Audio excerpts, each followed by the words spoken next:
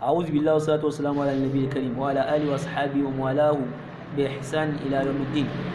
A ci gaba da karatun mu na hamziya, yau muna 10 ga watan 6 hijirar sayyidina rasulullah sallallahu alaihi wasallama daga garin Makka zuwa Madina 1447, wanda ya daidai da 1 ga watan 12 miladiya 2025. kuskuri karatu jiya mun ce 6 ga watan 10, kuskuri ne jiya 9, yau 10 ga watan 6. muna fata abin za mu karanta, Allah ka samu dace. Abin da muka faɗa daidai Allah ka ba mu ladan shi, kusakurai kuma Allah ka yafe mana. Karatunmu na jiya karken shafi na 6 mun tsayawa wa ra'ayna ayatihi fahtadaina wa idal haqqu jaa zalal mira'u. Yau za mu tashi kan shafi na 7. Allah ya mana dace. Imam al-Busairi ya ci gaba da cewa, Rabbi ya Ubangiji, innal huda, haƙiƙa shiriya, hudaka shiriyanka ne, wa ayatuka, sannan kuma ayoyinka nurun haske ne, tahdi, kana shiryar da man tasha'u wanda ka so biha da ita. Kam da yawa ra'ayna munga daga cikin mu'jiza Nabi sallallahu alaihi wasallama, kam da yawa ra'ayna munga ma laysa yaqilu, abinda baya da hankali. Qad haqiqa ulhima, an mai ilhama, an cusa mai ilhama, ma abinda laysa yulhamul uqala'u, ba a sanar a cusa ilhamin sanin shi ba ga masu hankali.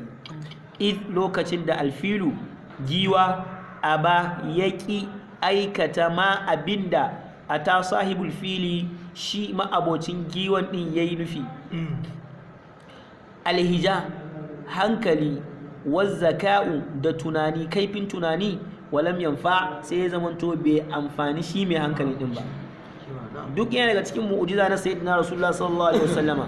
Wal jamadatu, sandararrun abubuwa, afsahat, ta yi magana mai fasaha, billazi, da irin abinda ukhrisa, aka tsare, aka kurumtar da alfusaha'u, masu fasaha, anhu, akan faɗin shi li ahmada ga sayyidina rasulullah sallallahu alaihi wasallama. Shine an samu sandarun abubuwa sun ta shaidawa annabi manzon Allah ne, amma ga mutane masu hankali sun ki, suna inkari. Waiha, tir da ƙaumin jama'a, jafau nabiyan, suka wawantar da al'amarin ba annabi shine annabi sallallahu alaihi wasallama, bi ardin, a ƙasan da dibabuha, damamenta, wazziba'u, da baranyinta, alifathu, sun saba da shi, sun kuma imani da shi. Wasalahu, sun fita harkan annabi sallallahu alaihi wasallama.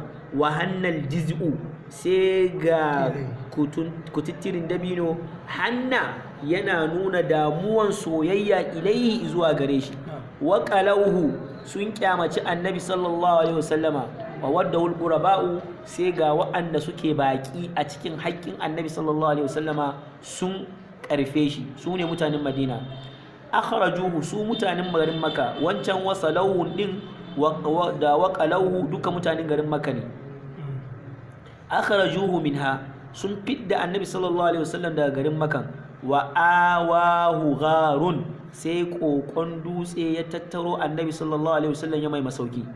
Wa hamathu, sai ga hamamatu, wata kuciya, wata tsuntsuwa, waraqa'un, wanda take da kala dabbara a jikinta. Wa hamathu, sai ga ta tazo ta tsare annabi sallallahu alaihi wasallam a cikin wannan kogon din.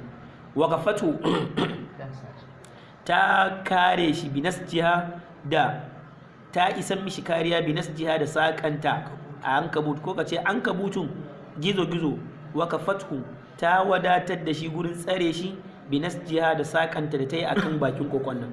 Ma yadda alhamamatul hasda'u, a kuciya alhasda'u mai yawan gashi a jiki, kafathu, ta ita ma ta kare shi daga ganin wa'anda suke neman shi. Waqtafa, sai ga annabi sallallahu alaihi wasallam ya boyu minhu, ga su masu neman shi din kafirai kenan, ala qurbi mar'ahu, bisa kusancin yadda za su iya hangen shi. Wa min shi, yadda za su iya hangen shi. Wa min shiddati zuhuri, sai gashi ya samu daga tsananin bayyana alkhafa'u, sai wal khafa'u, sai boyuwa, ya tabbatu min shiddati zuhuri daga tsananin bayyana. Wata gannat bi madihil aljannu wata gannat sun ta yin waƙa bi madihin da yabo, hatta hasse da zakal gina'u wancanan ka waƙoƙi da suke ta yin ɗin addaraba ya faranta ya daɗaɗa addarabal insa ya daɗaɗa ya faranta ciki ga mutane, hatta addarabal insa har sai da mutane suka ji daɗi minhu na shi wannan waƙan da suke yi. Waƙatafa ithrahu suraqa, sai ga suraqatun wani da ake kira suna suraqa, waƙatafa sai ya bi ithrahu hanyar da annabi sallallahu alaihi wasallam ya bi, domin lokacin an sa an nemo annabi sallallahu alaihi wasallama duk wanda ya samo shi akwai wani alƙawari da aka mai na sakamakon wannan aikin din. To sai shi wannan suraqa din waqtafa sai ya bi ithrahu hanya baya sau nan hanyar da annabi sallallahu alaihi wasallama ya bi, sai gashi ya kai zuwa ga annabi sallallahu alaihi wasallam yana neman yayi rashin mutunci ga annabi sallallahu alaihi wasallama. Sai safinu doki jarda'u wanda yake marashin gashi da yawa a jiki, fastahwathu sai ta bugar da shi fil ardi a ƙasa. Anan za mu yi matsaya a nan shine karken shafi na 7. Abinda muka karanta daidai Allah ka ba mu lada, kusakuran mu kuma Allah ka okay to mun tsallake baiti guda daya bayan waqtafa minhu ala qurbin minhu.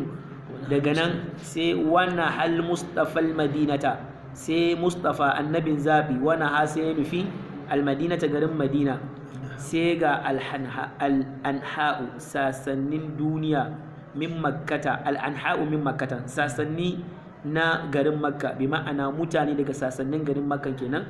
Washtaqat sai suka ta soyuwa suka ta bege ilaiha izuwa yin hijira izuwa garin madina din. Wata gannat bi madihil jinnu aljannu sun ta waƙoƙi da yabon annabi sallallahu alaihi wasallam, hatta har sai da zakal gina'u wancanan ka waƙan da suka ta yin din a darabal insa minhu mutane suka ji daɗi suka yi shauƙi daga jin wannan waƙan din. Waqtafa sai suraqa bin malik waqtafa sai ya bi ithrahu hanyar da annabi sallallahu alaihi ya bi yanda annabi sallallahu alaihi wasallam ya bi, har ya cimma annabi sallallahu alaihi wasallam ya nemi yayi wani aika ga annabi. Sai safinu jarda'u doki da yake haye a kanta wanda take jarda'u marashin gashi da yawa a cikinta, fastahwathu sai ta bugar da shi fil ardi a kan ƙasa. A nan za mu yi matsaya ƙarshen shafi na 7 kenan. Abinda muka faɗa daidai Allah ka ba mu lada, kusakuran mu kuma Allah ka yafe mana. A nan za mu yi matsaya. Wassalamu alaikum wa rahmatullahi wa barakatuhu.